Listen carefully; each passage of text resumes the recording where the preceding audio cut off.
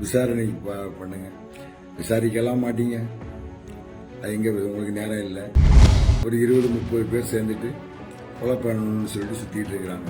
அதில் முக்கியமான நபர், இந்த கொலை மிரட்டலுக்கு மிக முக்கிய காரணம் திருநெல்வேலி டவுன் காவல் ஆய்வாளர். சாக போகிறேன்னா என்ன வேணாலும் பேச முடியும், பேசலாம், எப்படியும் கொண்டுருவாங்க அப்படின்னு தெரியும்.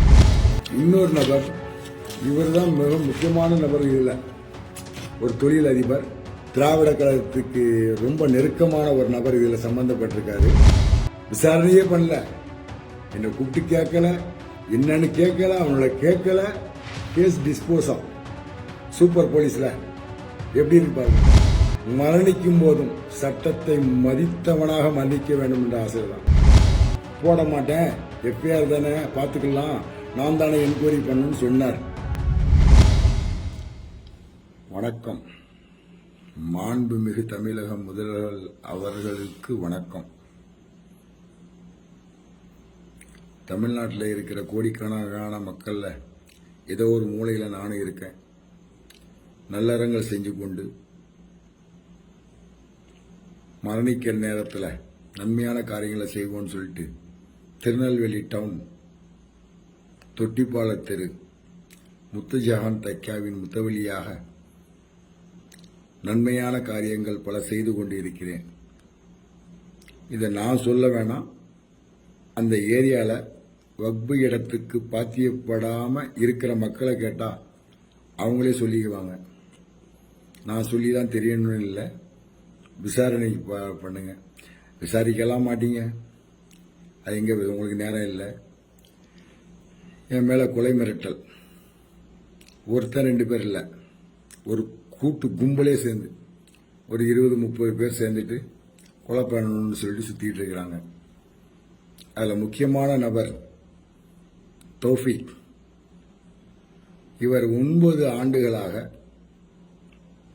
ஆண்டுகளுக்கு முன் இஸ்லாத்துக்கு முஸ்லீம் மதத்தில் மாறி வந்தவர். எதுக்கு வந்தார்னா அவருடைய நோக்கம் இடம், பணம் சம்பாதிக்கலாம் அப்படிங்கிற நோக்கத்தில். அந்த இடத்துக்கு ஒரு குமாஸ்தாவர் தன்னை வக்கீல் அப்படின்னு சொல்லிக்கிட்டு சுத்திட்டு இருக்காரு. ஒரு இடத்துக்கு புரோக்கரா வந்தவர் இன்னைக்கு அந்த இடத்துக்கு ஓனருடைய பொண்ணை, அந்த இடத்துக்கு பாத்தியப்பட்டவங்க அந்த பொண்ணை வந்து இன்னொரு புருஷன்ட்ட இருந்து விவாகரத்தை வாங்க வச்சு இவர் கல்யாணம் பண்ணிட்டு இருக்காரு. இது வச்ச போட்ட ஃபோர்ஜரி டாக்குமெண்ட்ல அடமானம் வச்சு ஒரு 10 லட்சம் ரூபா செக் மோசடி வழக்கில் அவருடைய மனைவி நூருநிஷா கைதாகி 5000 ரூபாய் அபராதம் கட்டியிருக்காரு. 6 மாதம் சிறை தண்டனை அப்படின்னு சொல்லிட்டு இருக்காங்க. அதை மேல்முறையீடு அப்பீல் பண்ணியிருக்கிறாங்க. இந்த கொலை மிரட்டலுக்கு மிக முக்கிய காரணம் திருநெல்வேலி டவுன் காவல் ஆய்வாளர் திரு கோபாலகிருஷ்ணன், உதவி ஆணையாளர் திரு செந்தில்குமார். இந்த 2 பேரும் தான் இந்த கொலையை ஊக்குவிக்காங்க. நான் கொடுத்த கம்ப்ளைண்ட் எல்லாத்தையும் ஒன்று சேர்க்கறது அவங்க 2 பேரும் தான். மிக முக்கிய பங்கு. இந்த முஸ்லீமான தௌஃபீக் என்ன பண்ணாரு, தான் பேர் கிருஷ்ணமூர்த்தி அப்படின்னு சொல்லி இந்த சிவில் பிரச்சனையில் ஒரு பொய் கம்ப்ளைண்ட் கொடுக்குறார். கொடுத்து அந்த கம்ப்ளைண்ட் மூலயமா என்னையும் என் மனைவியையும் சேர்த்து பிசிஆர் வழக்கு போட்டுக்கிறாங்க. இப்போ எனக்கு கொலை மிரட்டல் பயந்து ஓடிட்டு இருக்கேன். சாக போறேன்னா என்ன வேணாலும் பேச முடியும், பேசலாம், எப்படியும் கொண்டுருவாங்க அப்படின்னு தெரியும், பேசலாம். ஏன் பேசலை அப்படின்னா, உங்கள் மனைவி எனக்கு போட்ட சோறு, நீங்கள் மேயராக இருக்கும்போது எனக்கு சாப்பாடு போட்டுக்கிறாங்க, நான் சாப்பிட்ருக்கேன். அந்த நன்றி விசுவாசத்துக்காக வேண்டி அதிகமாக பேச விரும்பலை. பிரச்சனைக்கு வரேன். இந்த பிரச்சனை என்னன்னு காரணம் அப்படின்னு பார்த்தா, ஒரு ஃபோர்ஜரி டாக்குமெண்ட் அமீர் பிவி எழுதி கொடுத்தவன் பாவம் ஒரு 85 வயசு கலவி சாவ போகும்போது அவ பேர்ல சேர்ந்து இவன் இந்த தௌஃபீக்குடைய கிரிமினல் வேலை அவன் பேத்திக்கு எழுதுகிற மாதிரி ஃபோர்ஜரி டாக்குமெண்ட் போடுறான். இந்த டாக்குமெண்ட் அமீர் பிவிக்கு இந்த சொத்துக்கும் சம்பந்தம் இல்லைன்னு சொல்லிட்டு வட்டாட்சியர் மிக தெளிவாக அறிவிக்கப்பட்டிருக்கார். வட்டாட்சியர் மிக தெளிவாக அறிக்கை கொடுத்திருக்கார். இது சம்பந்தமாக வக்பு தீர்ப்பாயத்தில் 303/18 வழக்கு தொடர்ந்து நடைபெற்றுக்கிட்டு இருக்கு. இந்த 36 சென்ட் இடத்து பக்கத்தில் டவுன் சர்வே ரிப்போர்ட்டில் கூட 2010 வாங்கினதில் முர்த்தியாகான் தைக்காவுக்கு பாத்தியப்பட்டது தான் 2591 அப்படின்னு தெளிவாக இருக்கு.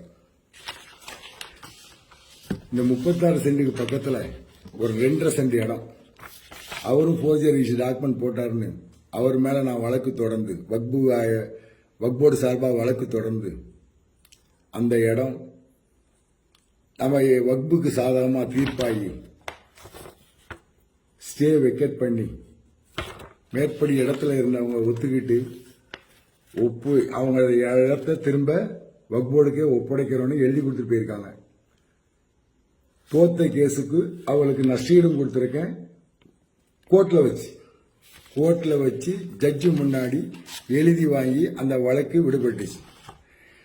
மேற்படி இடத்துல நான் ஒரு ஷெட் அமைக்க வக்புக்கு வருமானம் வேண்டும், அது ஏழைகளுடைய சொத்து, அதுக்கு வருமானம் வேணும்னு ஷெட் அமைக்கும் போது இந்த தௌஃபீக் அலை கிருஷ்ணமூர்த்தி அப்படின்றவர் என்கிட்ட தகராறு பண்ணாரு. போலீஸ் உடந்தையாரு. அப்போவே நான் என்ன பண்றேன், அவர் மேல ஆய்வாளருக்கு நேரடியாக ஒரு மனு கொடுக்கேன். 9/12 வாங்கிட்ட ஆய்வாளர் அது என்ன பண்ணான்னு தெரியல. திரும்ப 10ஆம் தேதி ரீச தபால் அனுப்புறேன். இதுக்கு இது நாள் வரைக்கும் எந்த நடவடிக்கையும் மேற்கொள்ளப்படலை. 1. 2வது, ஏப்ரல் 17ஆம் தேதி 2023 நீதிமன்ற உத்தரவு ஸ்டே வெக்கேட் ஆயிருக்கு. ஸ்டே நீதிமன்றத்தில் இருந்து ஆர்டர் வாங்கியிருக்கேன். சிசிடி கேமரால அவர்கள் செய்த எல்லா செயலும் பதிவாயிருக்கு. கொலை மிரட்டல் விட்ட ஆடியோவையும் கொடுத்திருக்கேன். இது நாள் வரைக்கும் இது மேல நடவடிக்கை மேற்கொள்ளப்படவில்லை. வாய்தா போய்கிட்டே இருக்கு. வர 20ஆம் தேதி திரும்ப வாய்தா போட்டுக்கிறாங்க. விசாரிக்க மறுக்கிறார்.